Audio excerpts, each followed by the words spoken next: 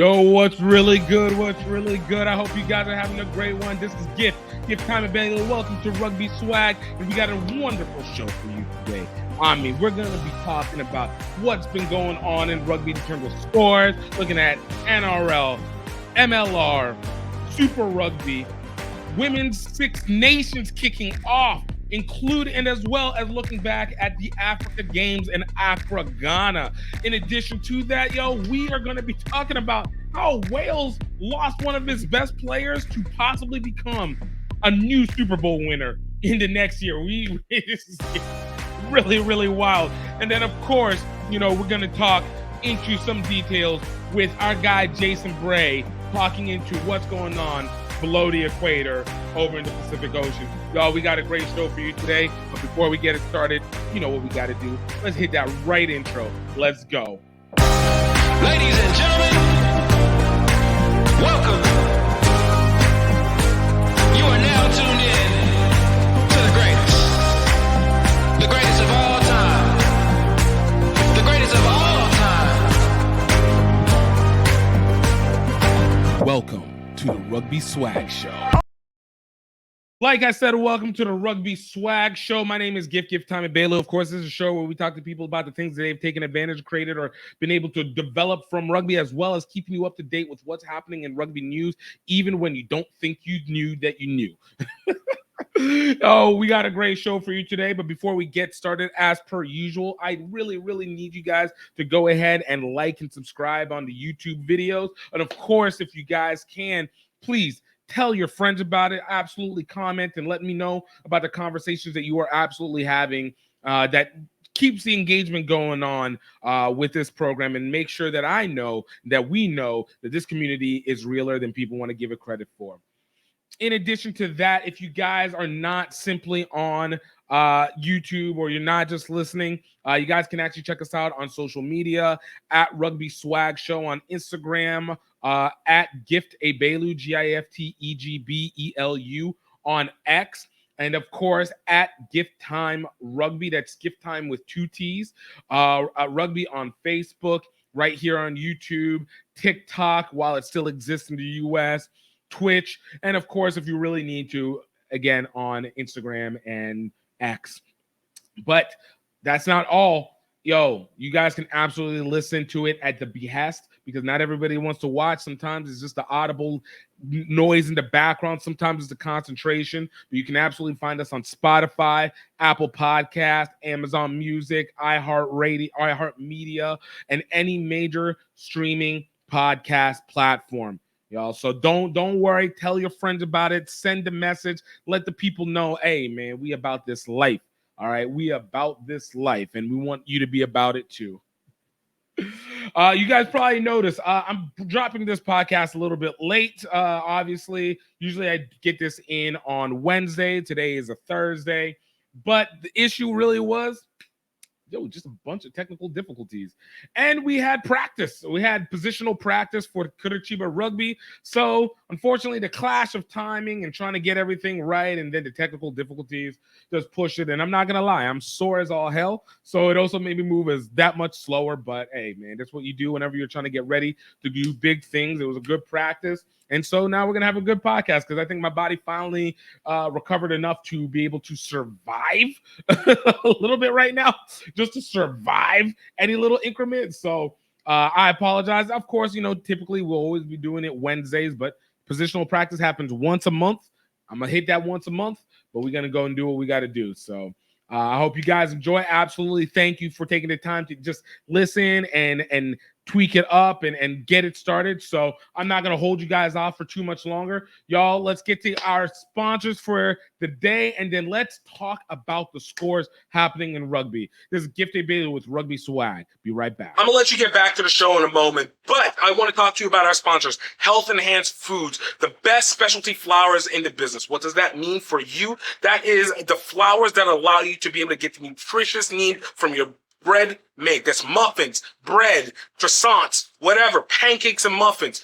It will give you the opportunity to be able to get the best while still being able to eat like you wanted to. We have various amounts of products available for those who have special dietary needs to those who are looking for a special health outcome. And of course, because they're part of the Rugby Swag Show, we want to let you know that you got a chance to go to healthenhancedfoods.com and use code Rugby Swag to be able to get 20% off your first order. Y'all, this is something that you're going to need. You got to build up, have your energy at the best, be the maximum. It's 2024. Let's do the best. But now, I want you guys to get into it. Let's get back to the show. All right, man, let's get it. Let's hit that music for the scores. We got rugby scores to watch and wait for. That should be wait for, not wait or. But you know what? It is what it is. Where it goes with that. Y'all, let's get it kicked off right away. Let's look into Women's Six Nation. It did kick off this past weekend. We're about to enter into weekend 2. Let's look at what the scores were this past weekend. Number 1, we had Italy taking on England. We had Scotland going up against Wales, and we had Ireland against France. Italy was a rout. Italy losing in Italy's for this situation was different. England would win 38-0.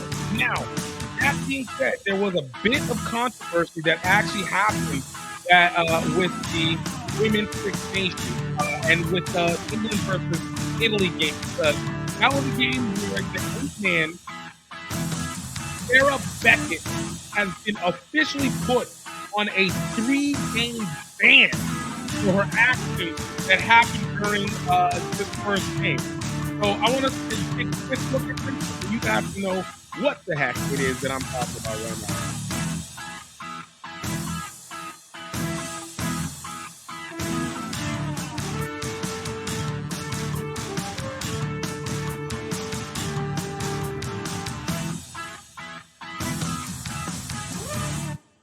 All right. On her way back. Rigoni on the edge. Yeah, you can see Sarah Beckett just landing on Hillary's knee. Saracens on her way back. Look at it again. Rigoni on the edge. Yeah, you can see That Sarah Beckett twist right just there landing that has on. changed up everything. So what seems to have happened is that Sarah Beckett, within the first 15 minutes of the game, broke the leg of Italy player who goes by the name of Italian player who goes by the name of her name is goes by the name of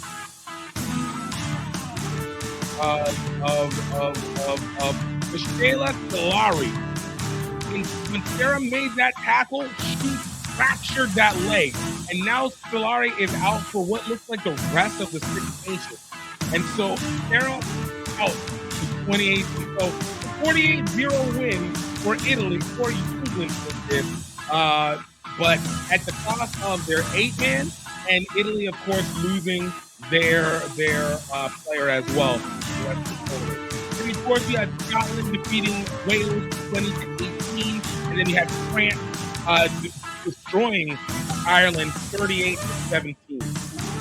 Now, looking forward into this, all right, we have Scotland versus France coming up next, England versus Wales, and Ireland versus Italy. Looking at this one, England versus Wales, this is going to be a good game. Unfortunately, Wales is just not as good a team. England is easily the best team and runaway favorite to be able to win the women's championship. Look for England to take this one. I think it could probably be closer to a 30-point game than it is a 48-point game like Italy. But, you know, again, England is getting Emily Scarrett back. I think that Marley Packer still killing it. That team is just you got Scotland versus France. Scotland versus France actually probably is the best game in the women's championship this weekend. I would actually put, again, money on France to take it. Look, Rafa and Daya, you got so much power, so much speed off the edges. France is a talented team, an absolutely talented team. Scotland is very, very hard-nosed. I'm not going to say hard-nosed team, but I do think that this is going to be a close game going up against in this France-Scotland game. Look for France to get the win on this one. I think this is going to end up being like a 24-17 game. France is favor. And then lastly, we got Ireland versus Italy. Ireland, again, a team that has been able to see a lot of more success on its 7 side than it has on its 15 side. But I will say that with Ireland, Italy is not a team to be played with. Like, the women's team is always good for one, and I actually think that despite getting completely crushed by England last week, I think Italy actually takes the win on this one. Look for Italy to take the win on this one. I think it'll be 15-8 game Italy over Ireland. All right, let's look up next. We got MLR going through, all right? We got from last weekend, let's look at the scores. We had Los Angeles getting its first win against Utah Warriors, 36-32. Chicago Hounds falling to New England at home, 22-17. New Orleans getting their third win on the season over the Dallas Jackals, 35-22, making up for the loss for the week prior to against the New England Free Jacks. And I'm sorry, that was their second win, not their third. We got Miami Sharks getting their first win over the Anthem, 50-21. Again, this is a team that the Anthem, I think might be the worst team in professional rugby right now. Then they're developing. I mean, look, it's okay. It happens. It's part of the process. Use it as a chip to get better as the years come. Old Glory falling to San Diego Legion, 27-11. And then Houston SaberCats and Seattle Seawolves in an absolute beautiful nail biter. The Houston SaberCats were won by more and absolutely let it go. SaberCats winning 42-40 on that one. I think this was one of those games again that it was anybody's possibility that came with it. I think one game that really stood out to me for last was again Nola Gold versus the Dallas Jackals. Danella Palomi and Desmoni Tongaua, like what a dynamic combo. Now, albeit, Tongaua is a flanker, Palomi is a fullback, but is a fullback, yeah. But man, the speed, the precision, the skill. Oh my god, Gold is definitely one to watch going into the championships this year. My dark horses are still the SaberCats, and I still think the Free Jacks are going to probably make a return back to the championship. But the SaberCats, obviously, Seattle Seawolves are two teams, as well as obviously the Gold and the Seawolves are the other two teams that I think are the dark horses to win it all. So absolutely win it all. I think they're playing as great as they ever have. And so looking into what's going to be happening this week, really starting off tomorrow, you got Houston SaberCats taking on the Dallas Jackals. Battle of Texas existing right here. Look, man, SaberCats are absolutely on a roll. The Dallas Jackals are definitely better than they have been in previous years. But I think the SaberCats are just too good. They have been absolutely killing it. Look for the SaberCats to win this one over the Dallas Jackals. I think this one's going to end up being 32 to 17 game, 33 to 17 game, SaberCats over the Jackals. Seattle Seawolves will take on Chicago Hounds in Chicago. Chicago finally getting another home game. Seattle Seawolves came off a really close loss last week. Obviously, the Chicago Hounds are a team that is talented, but in the struggle, lost to the Big Jack. I think they're going to have another loss on them. Seattle Seawolves are playing really, really well, and they're getting more of their players back. I look for the Seawolves to be able to take out the Chicago Hounds 24-17 in that game. DC Old Glory versus the Anthem. Anybody who plays the Anthem is basically going to win. It's almost their guaranteed game. Look for Old Glory to bounce back after 2 straight losses and to be able to get probably going to be another 48 to 17 game Old Glory over Anthem, even if it's in Charlotte. I mean, it is. And then San Diego Legion are traveling across the country to Miami, technically Fort Lauderdale, to take on the Miami Sharks. Only 4 games this weekend. Look for San Diego Legion to continue the winning streak and beat Miami Sharks. I think the Miami Sharks, again, talented team, just not in sync with each other. And I don't think the win against the Anthem is a good indicator of whether you're in sync or not. Just experienced players are going to do more damage than not. Look for San Diego to win this one. I think it's going to be close probably in the first half, but I think ultimately you get 35 to 15 games. San Diego leads in over to Miami and Charlotte. All right, let's look into URC, baby. UR Sizzle.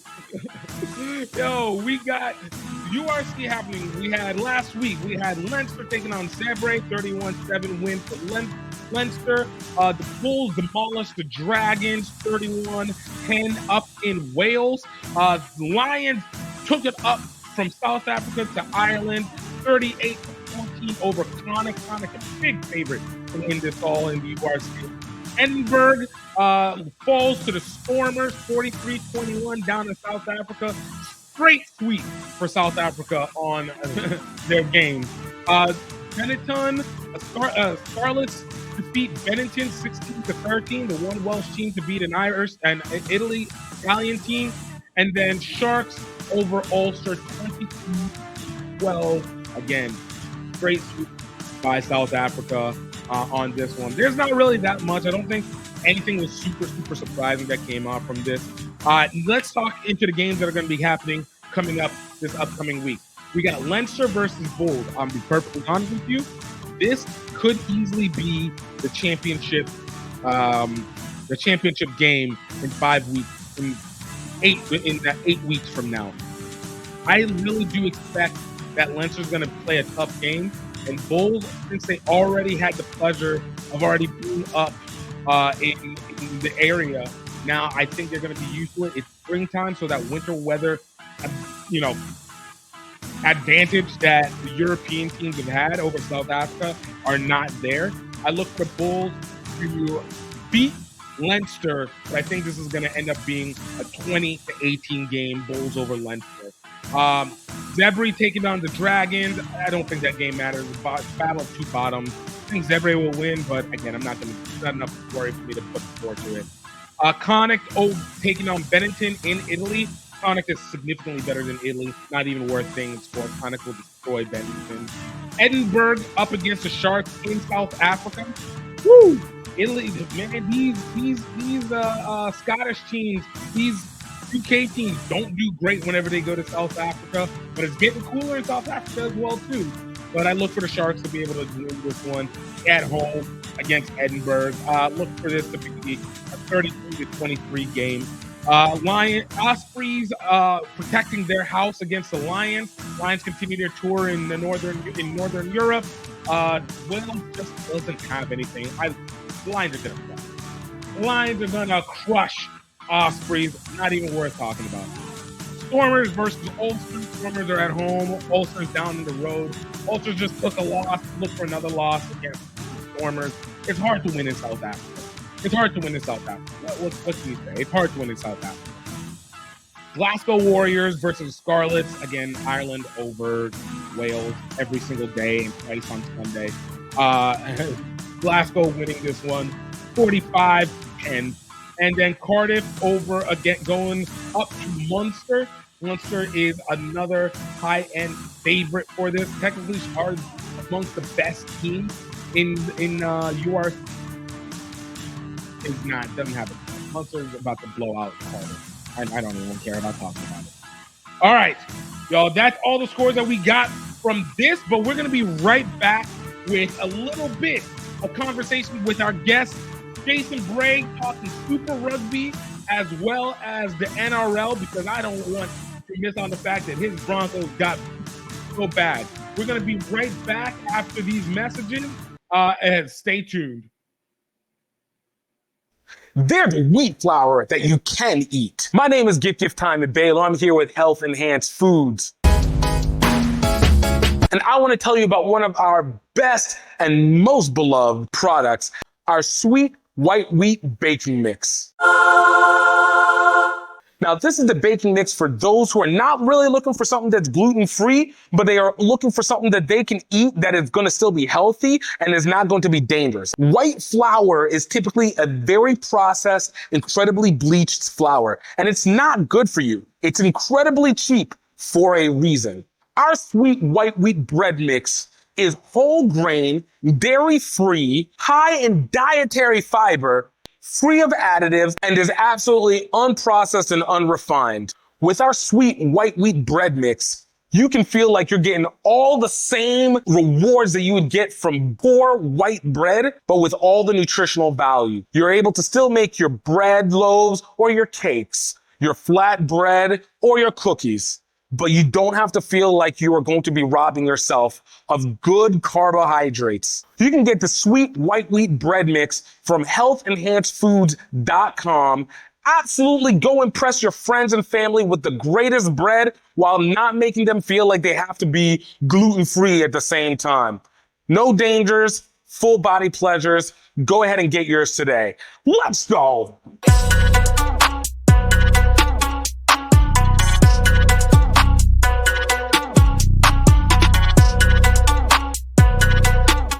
Welcome back. Welcome back. All right. Yo, like I said, we're going to be talking with our guy, Jason Bray, talking Super Rugby Pacific.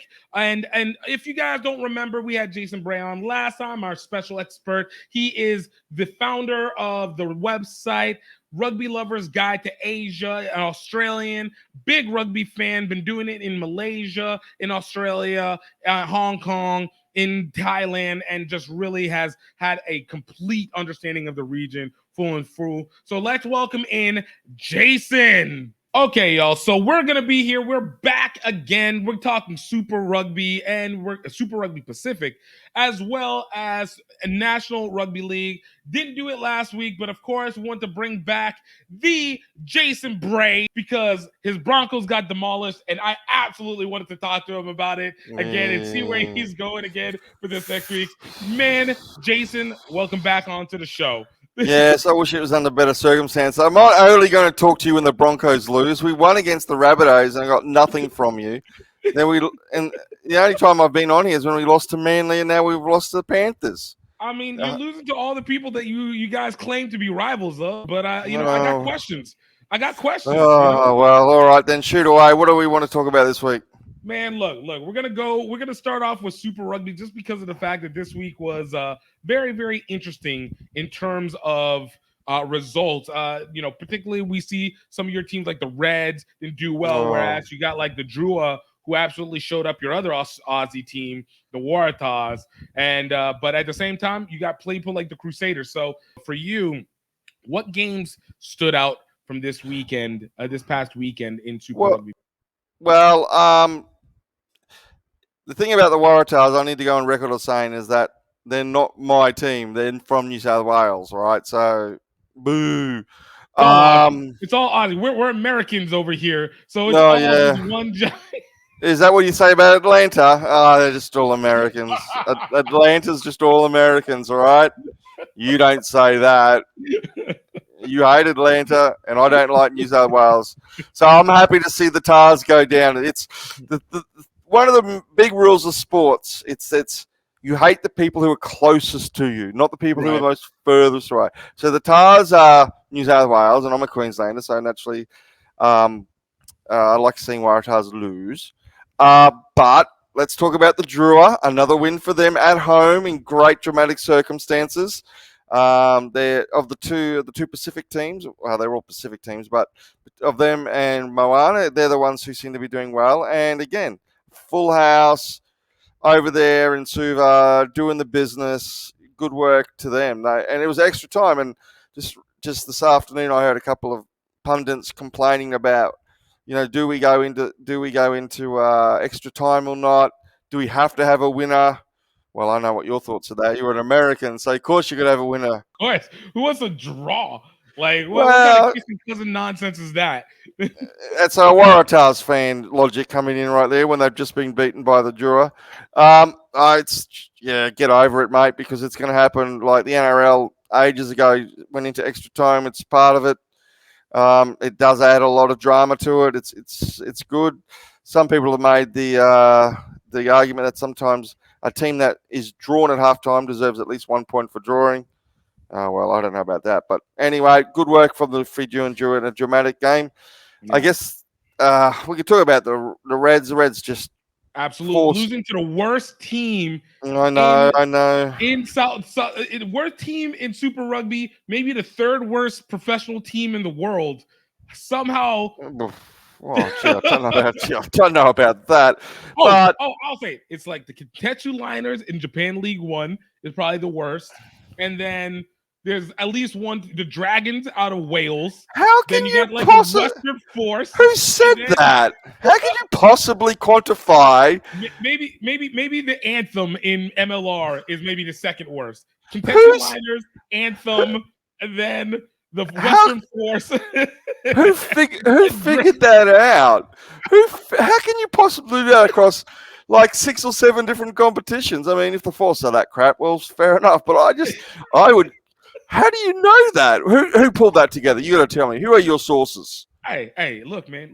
We pull from greatness, all right? We pull straight from the organic source. The organic source.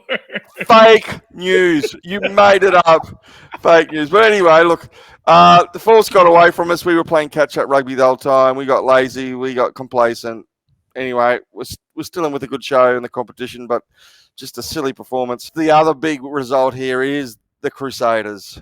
26-6. The Blues getting their big nemesis, their big rival there, because they're big rivals. Those two teams go back for a long time, Auckland and Canterbury. And the Crusaders are now 0-4. That's amazing. No one. 0-5.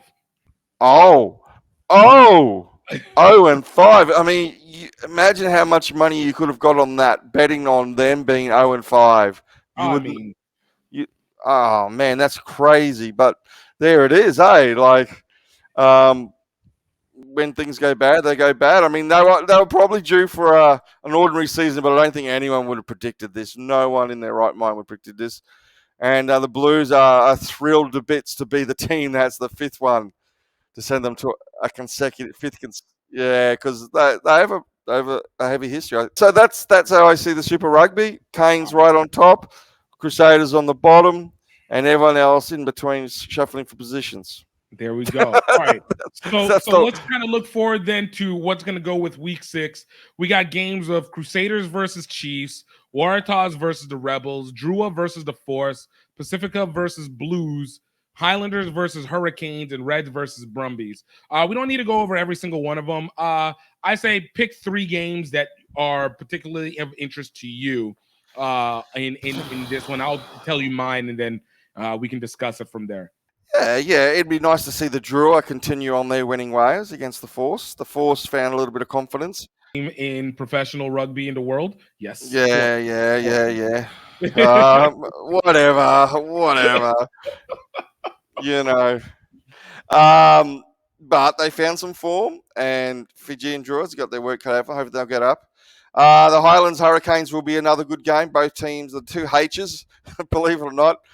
I get them mixed up all the time, Hurricanes and Highlanders, but that should be a really good game. Can the Canes continue the winning streak away to the Highlanders, who have shown some decent form?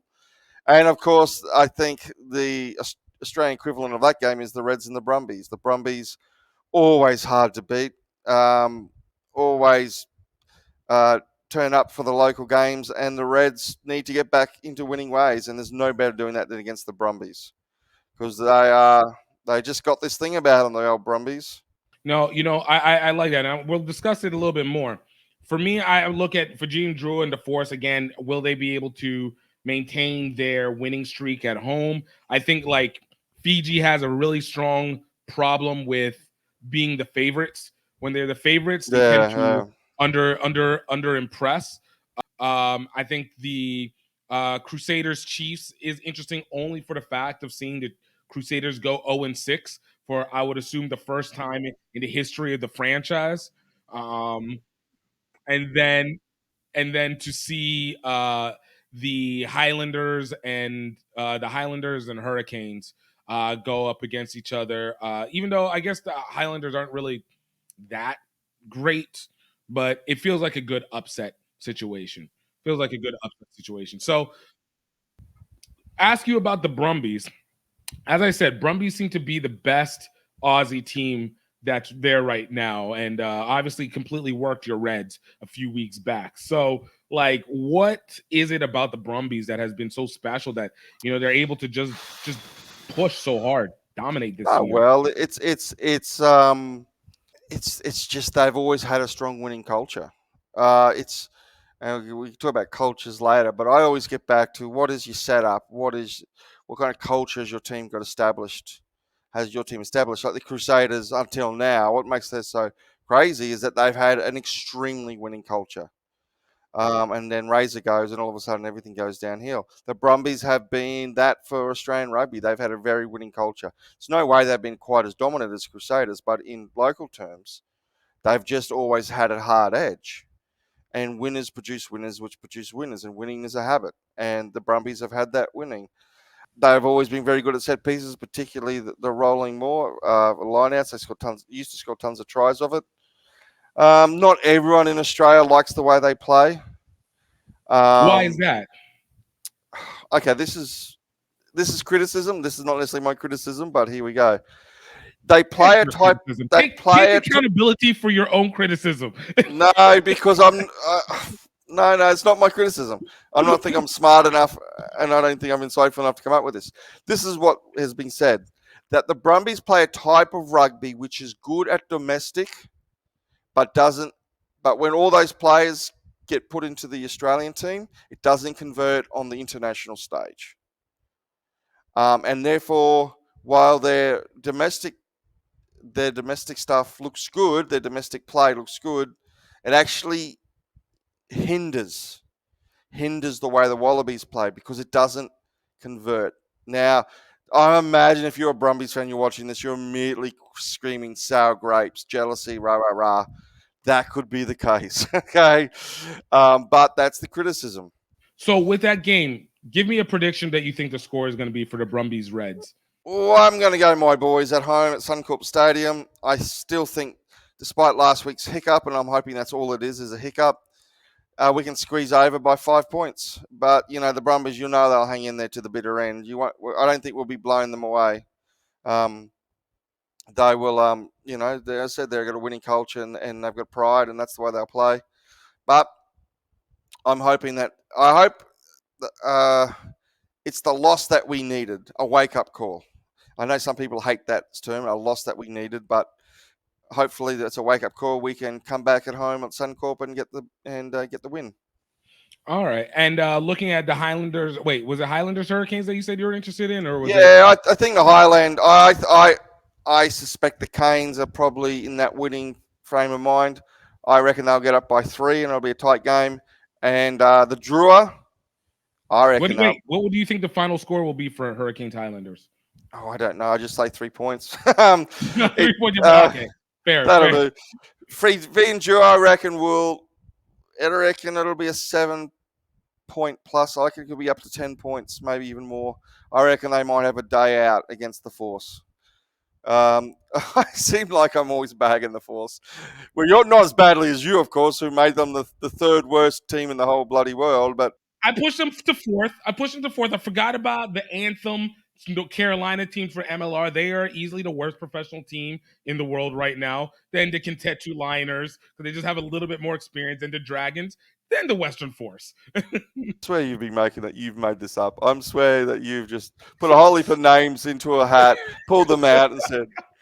But anyway, we'll be right back after these messages. Coming back with NRL. Buckwheat is changing lives. My name is GiftTime. I'm here with Health Enhanced Foods, and I want to tell you about one of my favorite products on our shelves, buckwheat baking mix.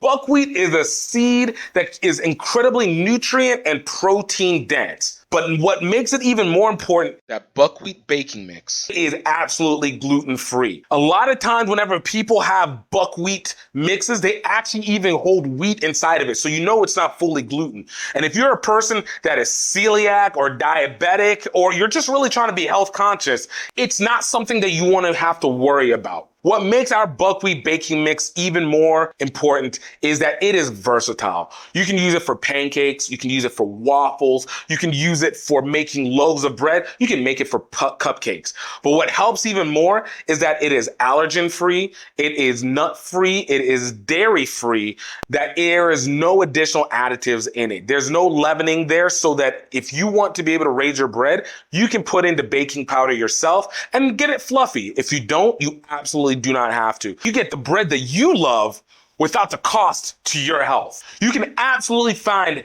buckwheat baking mix at healthenhancedfoods.com. Absolutely check it out. Get your nostalgia back. Get back to eating and loving the way that you are, and absolutely get back to the energy that you know that you can get without having to destroy yourself. I'm looking forward to seeing you get it. Let's go.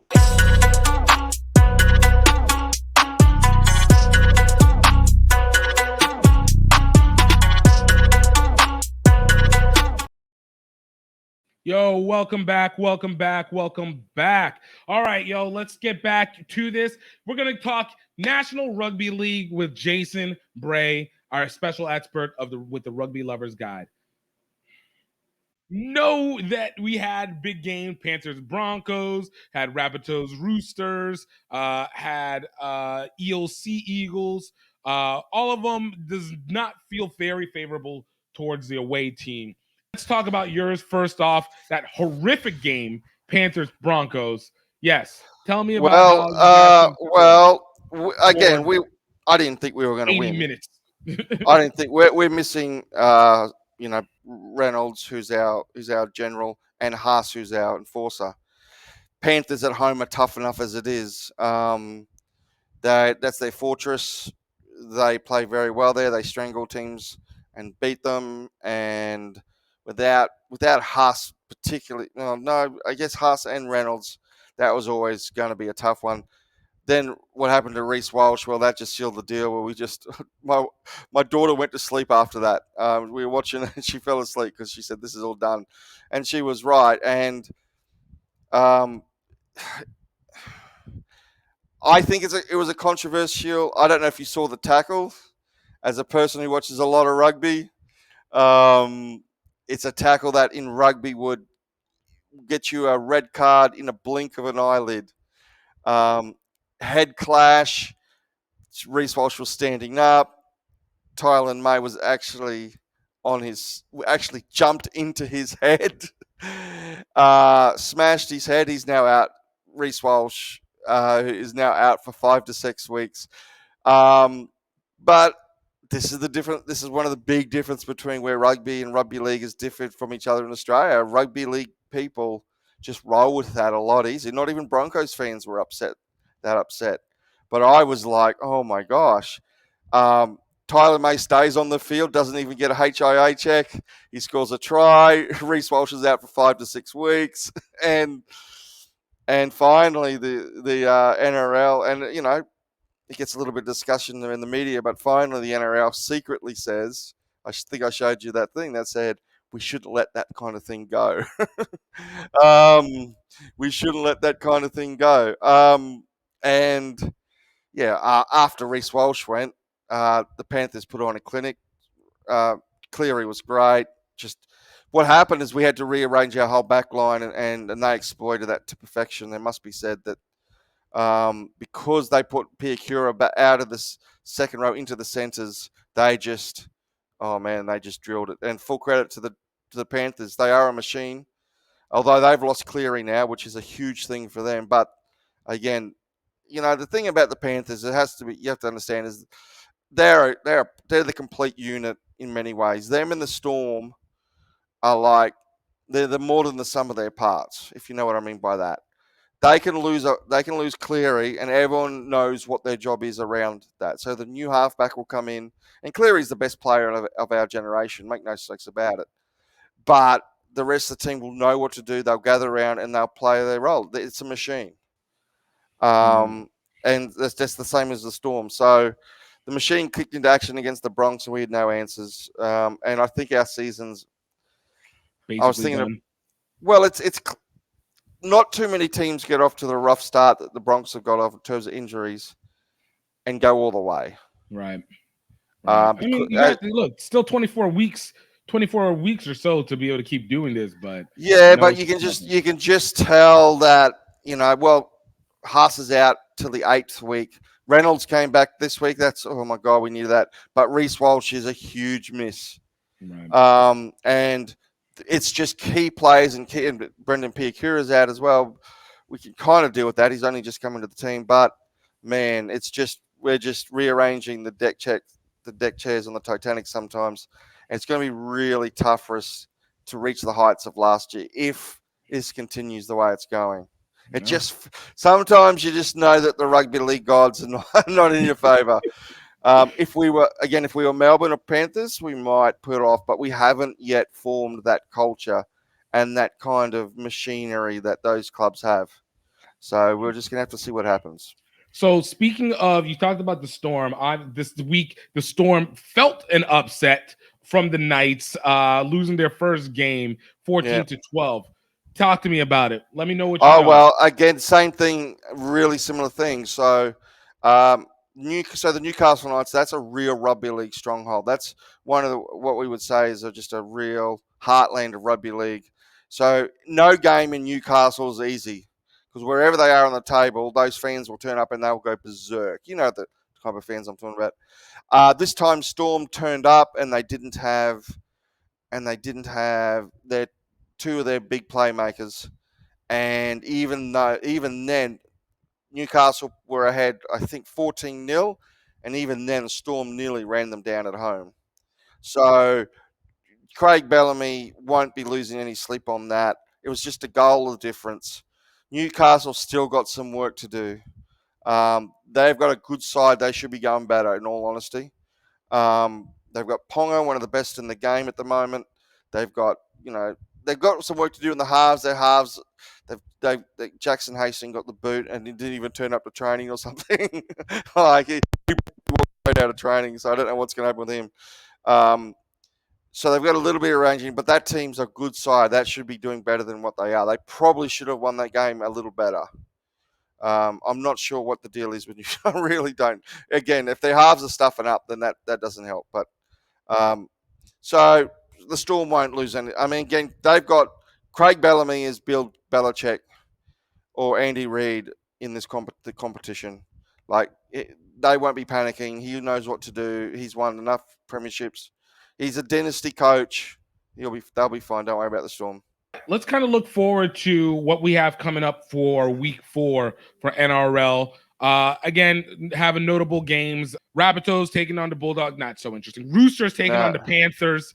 That is a good one because the Roosters look good this year. They flogged South. Souths are in all kinds of trouble. The Rabbitohs are just out of sorts completely now. That's a big talking point because they're a high-profile club, right? Russell Crowe's team. And they've got high-profile players: Latrell Mitchell, Damien Cook, Cody Walker, Cam Murray, and they are 0-3. They're heading into Crusaders territory. I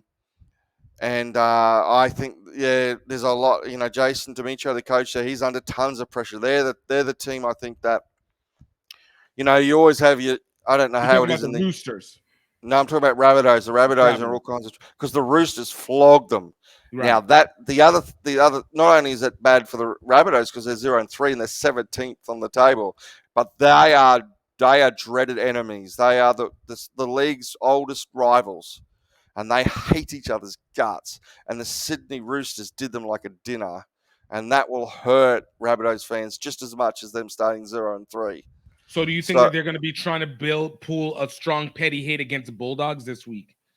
They need to bounce back. The Doggies came up with a good win against the Titans, who are in all kinds of trouble as well. The Rabbitohs will be wanting to come back with a win. They should win because they're at home against the Doggies, and the Doggies, they're a team that's still trying to find themselves. They've bought up big for the last 2 years, but they're still trying to find themselves. The Rabbitohs should get them. But that they need that win. Gosh, they need that win. I reckon they will. Getting back to the Roosters and Panthers, the Roosters have looked pretty good. Now they've lost players as well, but they've got a good tough edge to them that should help them out.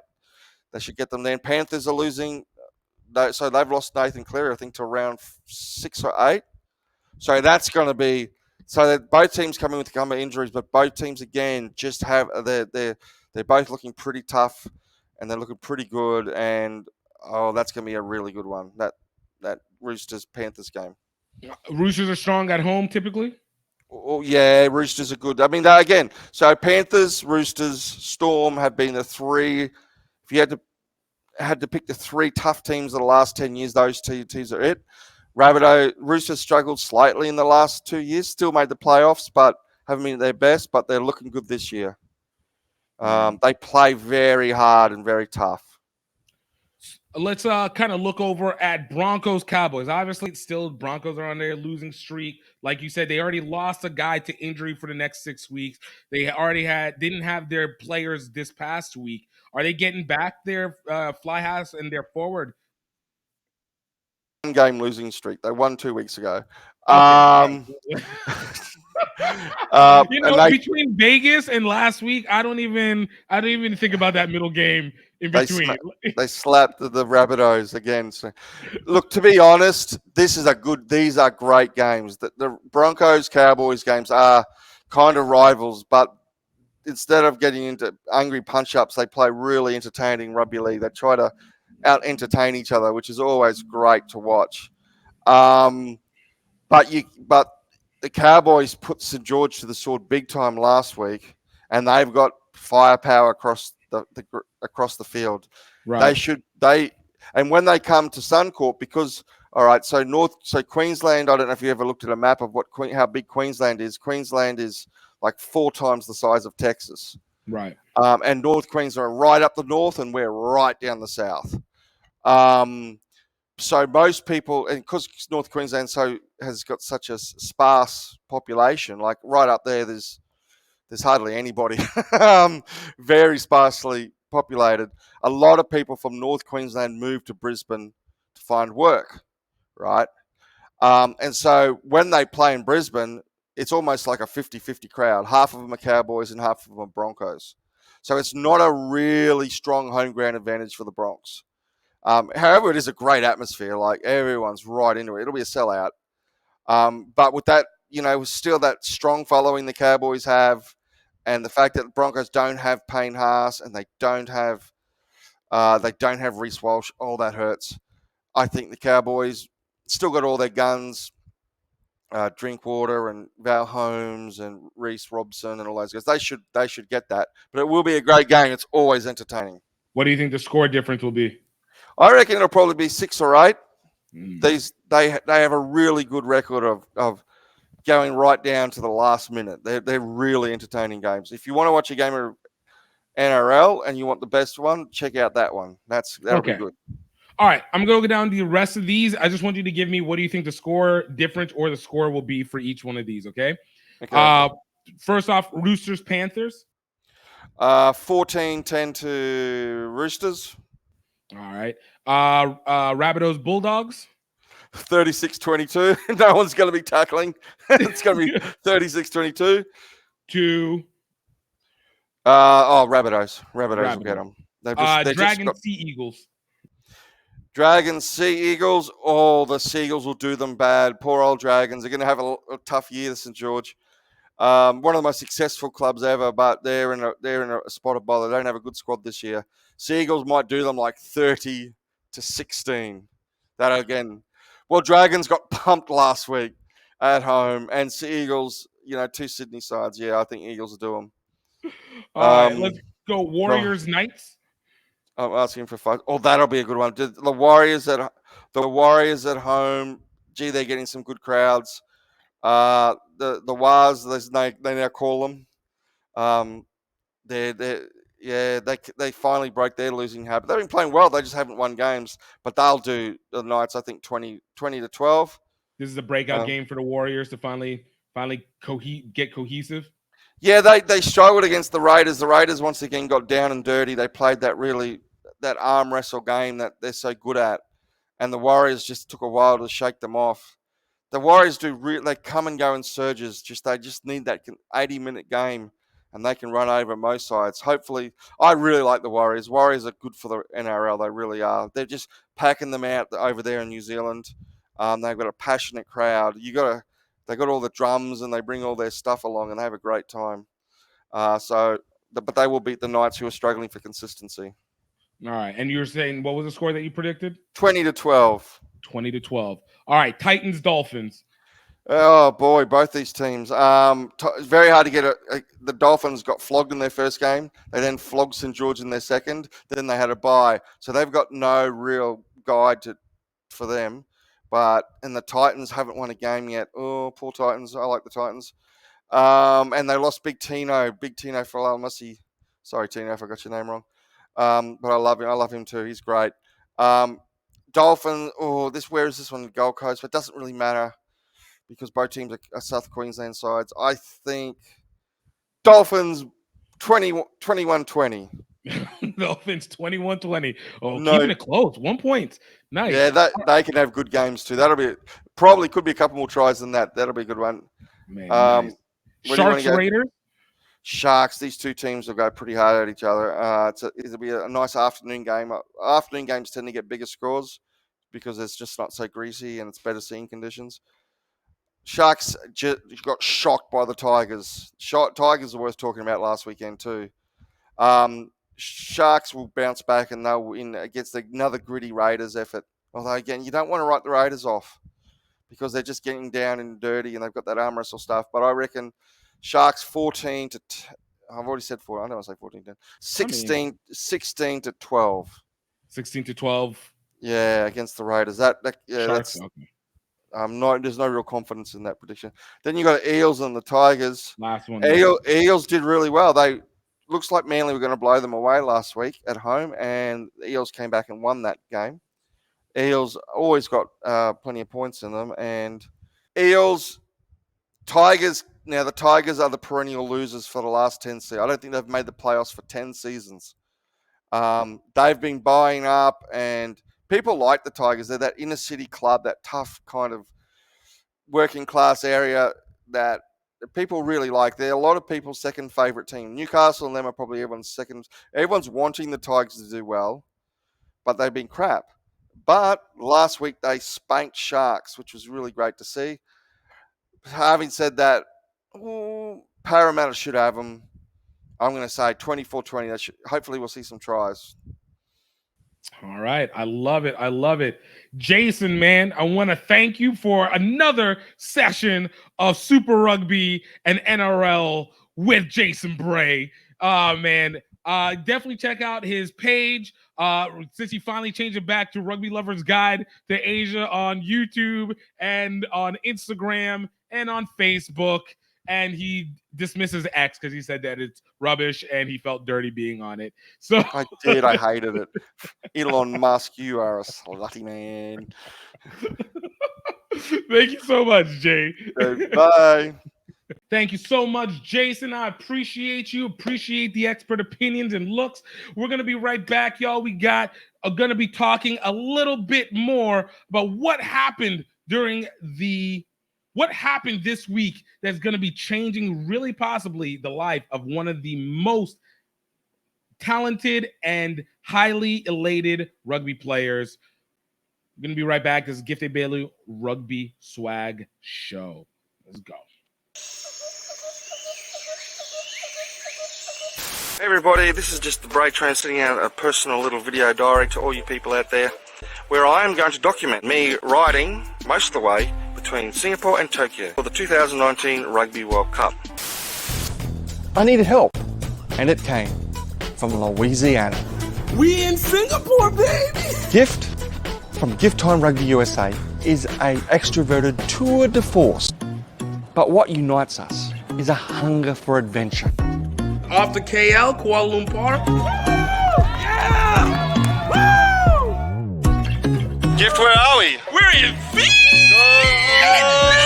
Morning, Vietnam! Mount Fuji, baby! Our love of Asian rugby culture. 1, 2, 3, center!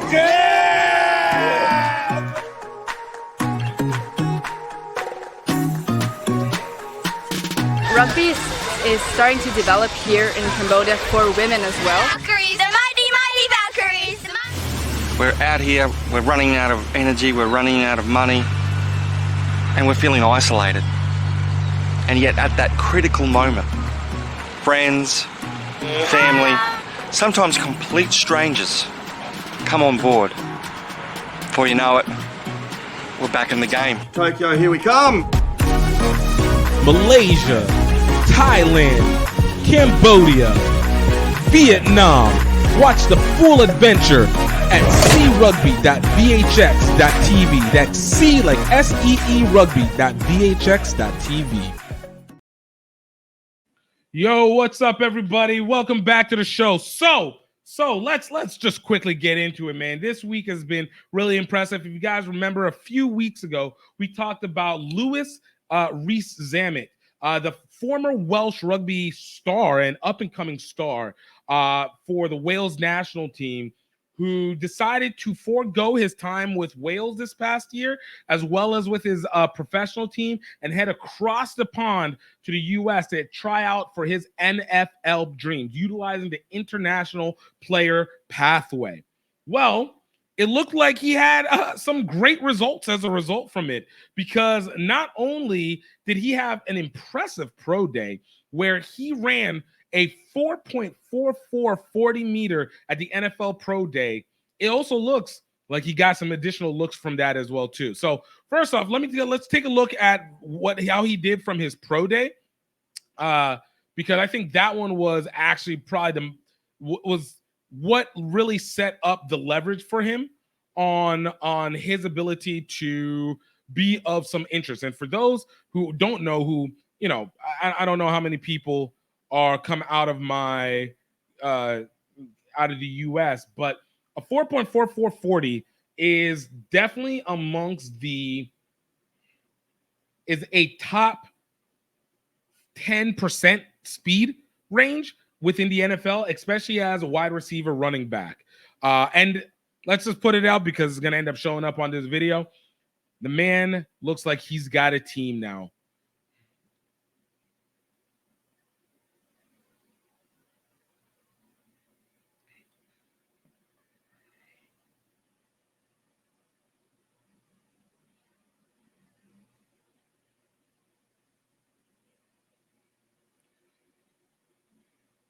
So since you guys, the sound isn't coming out, looks like Rees-Zammit is getting signed by the Kansas City Chiefs, the current Super Bowl champs, last year's Super Bowl champs, and the favorite for Super Bowl champs going into this next year. Why is the sound not coming out? So off of it, great pro day that this guy was able to have with everything. Now, in addition to his being able to get signed with the Chiefs, he also has picked up a new agency in Rock Nation. Now, if you guys don't know Rock Nation, this is what former label and now media entity that was created by Jay-Z, very famously known for working with a ton of artists and a ton of sports players. But within rugby, they work with Ellis. They work with Ellis Ganji.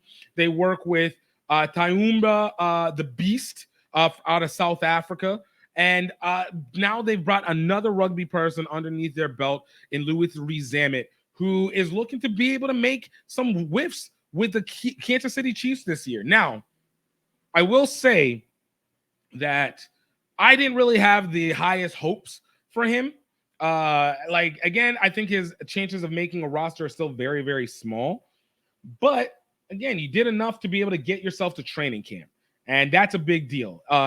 In it alone, the payment for him, if he gets out of training camp, especially at a 53-man roster, is going to be more than what he probably would make in like 3 years, 4 years as a Welsh rugby player or as a pro player at top 4, maybe not top 14, probably maybe right on par, but definitely not doing it in Cardiff or Dragons or wherever the heck pro team that he was essentially playing with at the time. Now, kind of putting some of this also into context, he's gotten signed to be able to get a chance at training camp. He's looking to be able to be as a running back or a wide receiver, and they're going to try and train him within that. Man is 6'3", measured out at 6'3", running a 4.40, and I don't know what his bench presses were, but I mean, it seems like he's probably fairly strong. Seems like he's fairly strong. So he's got a lot of opportunities, and he's also young. He's 23. Obviously, he doesn't have the draft whiff, so he's UDFA, undrafted free agent. But a lot of people are already trying to like downplay it, and I will say that people think that he might not make it because he's not going to be able to understand the nuances of running back and wide receiver, which I think are factually true. But I do think that he has the ability to win, to be able to win a roster spot through special teams. And especially if that speed, and especially coming off of the wings, especially on punt return and kick return, and even now the rules for kick returns are completely different, where it's a shorter field. There's a shorter field where the players start off from, and the returners are coming from further back. His speed coming off the edge has even more value asset to it. So I think he could really make it, even if he doesn't do well as a wide receiver, which I think would be the most natural position, because unless you're Derrick Henry, being 6'3" and a running back is not going to be great for your body. And if you're not used to getting low, and as rugby players, you play up, so you see over the field and you have positioning to pass, his natural position would have to be wide receiver. But of course, he's got to work on blocking. He's got to work on his routes. He's got to make sure his footwork is good. There's a lot to be able to go, and that's a lot to do for training camp. But as either scout team, which practice team he could make and still make a bunch more money than he would playing rugby, but really as a special team specialist coming off the edge, I think he absolutely has a chance, which is way higher than I think people give it credit for. And the Chiefs, even last year, despite winning a Super Bowl, have not been really that great on their special teams. They had a lot of flubs. So this is one of those situations where there is really a gap opening that's available. And the Chiefs always love young players that can rise up. So I don't know if it's going to get like Manuona. I think, what's his name? Manuona, what's his name? Eagles Rugby League.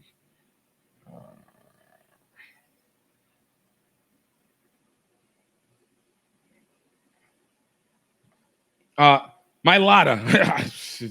Yeah, I don't know if it's going to be as prolific as Mailata, but again, if you can get on that 53-man roster, means number one, your contract is guaranteed, whether you get cut mid-season or at the beginning, as long as you make it into week one. And number two, that sets you up that other teams are going to have a greater look at you, and they're going to try and see if they can sign you up. And that's not necessarily as a practice team member. And number three, even if he does go as a practice team person, and he can get up to a roster, since those spots can go to both veterans and newbies, like he's got a lot to be able to train on. So I think people are being a little too rushy on wanting to sideswipe Louis Rees-Zammit's opportunities to the side. Definitely worth the check out. But congratulations to him. You know, I'm now on the board with him doing it, because, you know, I of course I've been against it because of the fact that I don't like the idea of rugby having a talent drain going to the NFL, even though I love the NFL. But I don't like the talent drain, and I wish that we could make the stars better so they didn't feel like they could only make the most amount of monies from that. But, you know, it is what it is. So shout out to him. Let me know what your guys' thoughts are in the comments. Let me know where you guys are feeling with it. And I definitely want to know where you guys go with this. All right, man. We'll be right back. We're going to talk a little bit about the Africa Games. Like, yo, what happened? The rugby being presented for the first time. Obviously, we had Steve Lewis with Nigeria, but Nigeria didn't really get the results that it wants. We're going to break down some of that, as well as some of the games, and why I said watch out for that continent. They're coming up. We're going to be right back after these commercials. Stay tuned. Don't you love a great ketogenic family? My name is Gifte Belu. I'm here with Health Enhanced Food. I wanted to talk to you about one of our top baking mixes, and that is our ketogenic baking mixes. We got our ketogenic seed baking mix, our ketogenic almond baking mix, and of course, our ketogenic coconut baking mix. Now, what is so important about it being ketogenic? Now, for those who don't know, ketogenic means that it is utilizing low carbs to be able to eat from. The point of it is so that your body will naturally activate burning from your fat and be able to sustain off your proteins rather than feeding your body carbohydrates and your body simply burning that and you just don't lose weight. And so whenever you're doing that process, it's incredibly difficult. And of course, you're always going to have a craving for wanting to eat the breads and the carbs that you typically would have. With our keto baking mixes, you can have the pancakes, the waffles, the cookies, the cakes, the pizza crust that you absolutely desire without sacrificing the work, your diet, and obviously the results that you are trying to get.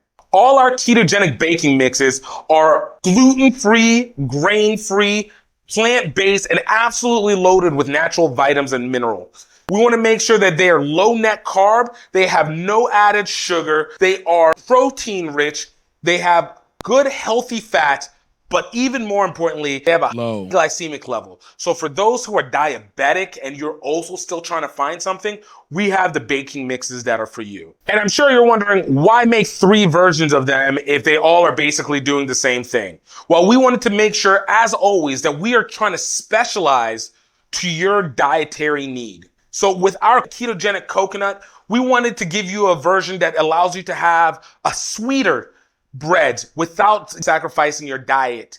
But it provides you things that you can make with your cakes, you can make your cookies, but you can be able to not have to lose your mind trying to find things that can satiate the taste without ruining your diet. With our ketogenic almond baking mix, that is one that has probably the highest protein content. It allows you to be able to control your blood sugar levels, reduce your blood pressure, lower cholesterol levels, and of course, goes to promoting weight loss and being able to control the hunger. And for our ketogenic seed, this is for those who have a nut allergy and they can't take anything like the almonds. So we want to give them still the same thing. You can still make your bread. You can still make your pizza crust. You can still make your cakes and your buns and your muffins, but you don't have to worry about having an allergic reaction. You definitely can go check out the ketogenic line of products at healthenhancedfoods.com. Go ahead, keep up with your diet, get the foods that are necessary to keep you going, and let's get the results that you absolutely deserve. Let's go.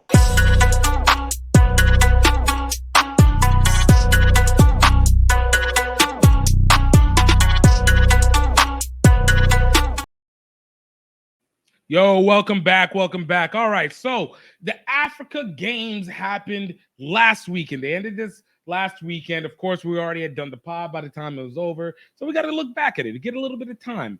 But this year was really particularly special because it was the first time that it featured rugby, particularly rugby sevens, as a portion of the games. Now, you know, you can use the Africa Games the same type of as the Commonwealth Games and Pan Am Games, that same concept. Bunch of countries come together, represent, compete, battle, see what's happening. Now, unfortunately for this year, it was a good.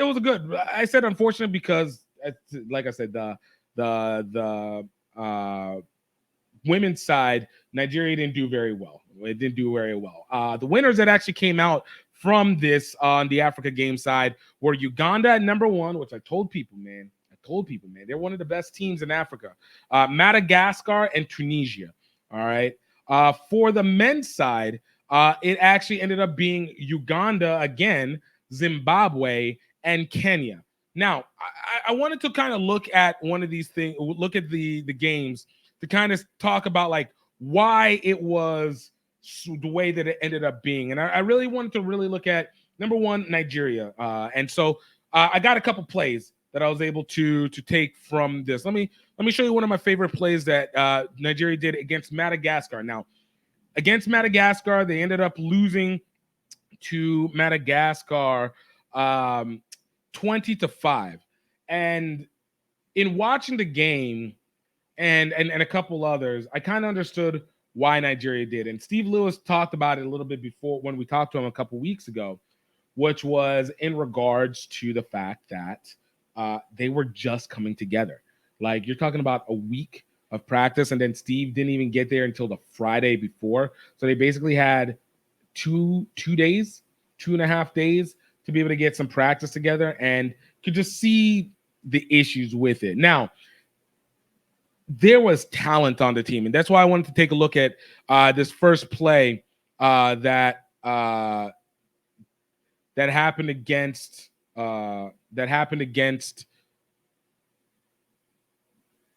Madagascar. Oh man, my clips got deleted. No. Oh man, they probably got copyrighted. Hold on, let me see if the rest of them. I worked really hard to get these things together. Yeah, okay. They got all gaslitted. All right. Well, never mind. So I'm gonna have to tell you. So basically, what you could tell from that was the factor that the women were very much out of sync for a lot of the game. Very much out of sync. There wasn't really great support, wasn't really great offload ability. And so games like Ghana, which they should have won, they just didn't. They have the talent, they have the speed, but they just didn't have the consistency. But man, when you watch a team like Uganda, even Madagascar, which is another team, obviously, that has a really high upside, they were just on it on the women's side. You see the flow of phases. That was a team that's had time to gel together and build and play. And even though, like, I think Kenya women were considered to be one of the favorites for this, but no, man. Like, that Madagascar and Uganda team, those are two of the best. And I think, especially in women's side, they probably should be having a chance at Olympics for the year to come. Tunisia obviously was up behind it. Tunisia always has the advantage of bringing in their French players as well. So I give them credit on that one. But the speed and fluidity that Uganda had was just bar none, as well as with Madagascar. And if you guys don't know, Madagascar is actually a big rugby country because of their French connection. And rugby is actually a primary sport. I think it's actually their number one sport. So their issues has always been funding. That's why we don't see them on the bigger stage. But they're not to be messed with. That goes the same with Uganda. And that goes even into Uganda men. Uganda men are massive. They are fast. They are fluid, and they hit hard. The fact that they've already topped Zimbabwe, which Zimbabwe, you can make the argument that Zimbabwe started losing a lot of players to South Africa and Namibia in some cases, but that's none to be played with. Now, you have Kenya in bronze. I honestly don't believe that Kenya brought its best team. Obviously, South Africa was out of it, even though I don't think South Africa is amongst the best teams in Africa anymore. I think they are in sevens when I'm talking about in sevens. I think they're number 3 in my opinion. But even when they bring the full onslaught, I think they're number 3 in my opinion. But I feel like Kenya was actually just they didn't bring their full team. They just were bringing in development because they're already ready for the Olympics, and they're doing they're doing the championship, the play-in to be able to get into the HSBC championships. So I think their players are kind of being figured out for that one. But watching Uganda play, I thought was just a work of art to be able to see. And so it's really dope to see that developmental go. I'm looking forward to what the rest of the future is, because looks like Rugby Afrique is getting a little bit more investment. They're getting a little bit more focus. World Rugby is probably putting a little bit more money into them. And to see a team like Uganda grow, I would love to see them. Obviously, they are also in the my goodness, what's the name of that championship? They're also in the they're in the Challenger Series. They're also in the Challenger Series. So I think it's really important to see what they do. Obviously, Uganda still got a ways to go. Jamaica got a ways to go, but these are the teams that are going to be making a lot of headway. So if you guys didn't get a chance, you guys can actually check out the games on Rugby Afrique's Facebook page. I wish they'd done a better job in promoting that, but it is okay. We will survive that. And let me know like if you guys are seeing the African team, seeing what they're able to do, seeing what they're able to bring on. I'm going to try and see if we can get a couple interviews from a bunch of them, because we need to get the full onslaught of what's going on out there and their development, especially, like I said, in Uganda, a place where it feels like it came out of nowhere since COVID. Feels like they just came out of nowhere, maybe a little bit before, but just feels like they came out of nowhere, man. So, all right, y'all. We got one more set of ads, and then we're going to be closing this baby up, y'all. Yo, this is Gift Bailu. We're going to be talking just a little bit about what's going on in USA versus South Africa. We'll be right back with it. Stay tuned. All right, I don't want to hold you guys off. I know it's another ad. Watch out now. But I need to tell you guys about Rugby Outlet Mall. Look, this is the official e-commerce store for Rugby Swag Show and for GiftTime Rugby Network. And of course, we want to make sure that we are hooking you up with gear that is absolutely built for you to be able to wear on a day-to-day. Of course, we can do jerseys, and everybody has a jersey, but not everybody wears a jersey every day. But we have the rugby gear for you. Whether it is our FedEx best or our PayPal best, we have unique designs that are going to be fun and desirable for you to represent the way that you need to. And of course, if you guys go to rugbyoutletmall.com and use the code Grow Rugby, we're going to save you 10% off your first order. Hey, please support Rugby Swag Show. And of course, even some of our other stuff, the HBC Rugby Classic, and just general gear and merch for you guys, because hey, I want you guys to have the best, and I definitely appreciate you guys supporting. So definitely go rugbyoutletmall.com, use promo code GROWRUGBY, GREAUX Rugby, and you will get 10% off your first order. Thank you so much. I appreciate you guys, and let me let you get back. Cheers. Yo, let's go. All right, so we're back. USA is taking on South Africa this weekend in the UK. Nice little middle ground between them. I think this is actually a really interesting game. This is going to be the first of a couple international games that the US will have over the course of the next 5 months. We got, obviously, USA. We got their games for the Pacific 4 series. And then, of course, they got warm-up games going into continued warm-up games going to Rugby World Cup 2025. This one is an interesting setup. Again, poorly marketed. Poorly marketed. I don't know if you guys don't care or not, but it's just so aggravating. But that being said, this is going to be played on Rugby Pass TV, which is one of the reasons why I'm advocate for World Rugby to be doing Rugby Pass, because these would typically be the games that either don't get broadcasted poorly on YouTube or Facebook, or you just never see the light of day. They just get lost in memory. And I know that is amongst the worst things that I think can happen to a rugby show, to a rugby showing in any way.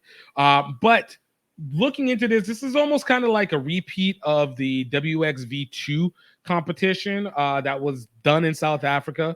Now, mind you, while South Africa women have found remarkable success in development, maybe not success, but development in their sevens side, and they've improved in their 15s. They're still not great.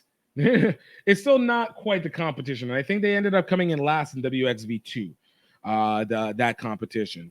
But also, other side of this USA women's side, especially on the 15 side, have also not been great. And it's a lot of new players that are finding their way onto the team. They finally released a roster just recently, literally just an hour prior to me as I'm recording this right now. So let's take a look at the roster real quick and talk about what is going to be, who's going to be playing for the women in this competition. All right, let's bring me down. All right. So starting off, it looks like we're bringing in Hope Rogers again. I'm sure she's going to be captaining either Hope or yeah, it looks like it's going to probably be Hope or Katie Zachary. That's who it is. Hope Rogers, great experience. Again, played WXV2. I think it's a good prop to be able to base off of. We got some newbies in Catherine Threader, Miyamai Sagapolo, who I don't think is a newbie. They don't have very many caps underneath them.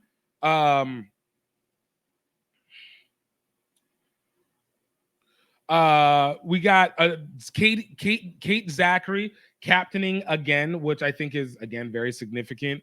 Again, bringing experience to these women. Players that I think need to be watched is Emily Heinrich, Bui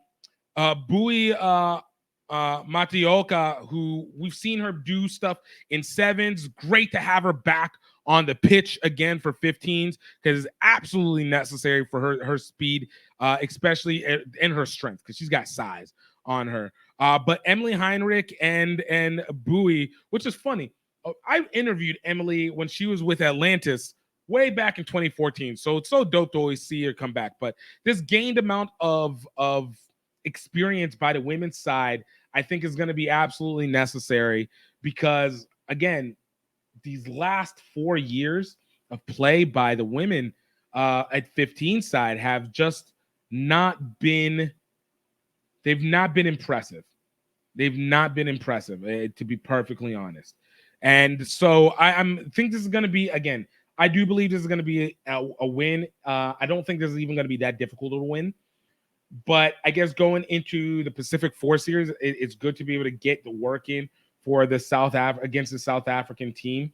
And it's good to be able to see what they can do, especially now that we have also a new coach that's going to be coaching them. So understanding the scheme and really getting their legs underneath them, I'm excited to see what they're going to be able to do with that. Notably on the bench, you got Katie Benson, who's also a prop, who's not prop, flanker. Typically is interesting to me because she's always been a powerhouse when it comes to the 15s play. But again, you know, I think this is a lot of getting the legs under a lot of the players that need to get their legs, get legs underneath them, get caps underneath them, even in this friendly. So this is going to be Siona.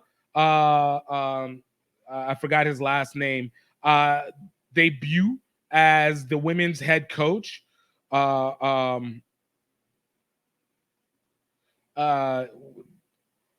Siona Fukufuka. This will be his debut. So see if we're going to be getting our money's worth out of this guy. And I know there's saying don't put so much expectations. He's new, but you know what? I'm tired of losing. And I have expectations for our women's side because I know that we usually have a lot of solid talent, even though I wish for the day that we can still bring our 7s talent and our 15s talent back together and create the super team that we were able to create out of 2017. Not going to happen this year. We got the Olympics, but God willing, maybe for 2025 or maybe for 2029, we can be able to see that come into fruition itself. Or 2020. Yeah, 2029. 2029. Yeah. So let me know what you guys are thinking, man. Yo, how do you guys feel like with this USA South Africa game? Literally starts in 2 days on Saturday, March 30th. Again, you can catch it on Rugby Pass. Absolutely do your best to support if you can because, yo, we need it on both sides. For the US to win, we all got to win. And that's even adds to from all levels. So let's get this going on, man. Let's get this going on. But y'all, that is all that we have for today. I want to thank you so much for taking the time to listen. Again, sorry about the lateness. It happens, you know, part of the process. But, you know, we're always going to try and get the stuff out. I really want to make sure we're informing, really presenting. Of course, thank you to Jason Bray for coming on the show, talking a little bit NRL, Super Rugby. This month, you guys have seen we didn't have an interview dropped on Monday. Probably this month is going to be a lot of gathering. We're trying to set up a new programming going into the Olympics for May, June, July. So I'm trying to make sure we get our interviews all set and straight, ready to go for that. So obviously one show per week this week, and I think it gives a chance for you to catch up on other interviews that we've done if you haven't checked them out yet, and absolutely catch out some of the other shows, because there's information there that may be able to help you be able to guide where we need to go moving forward in this whole rugby game as it goes. So thank you all so much. Continue to please be great. And I want you to know, I hope that you are happy. I hope that you are healthy. And most importantly, I hope that you know that you are truly highly favored. Until next time, y'all. Cheers.